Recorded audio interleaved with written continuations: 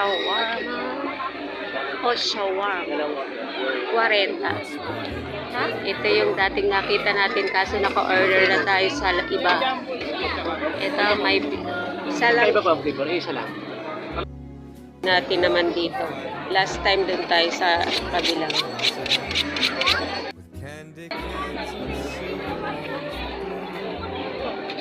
Shawarma. Oh, shawarma.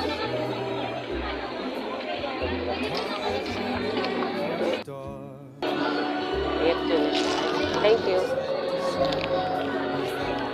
Ito na guys. Ang 40 pesos. Madami na rin siya.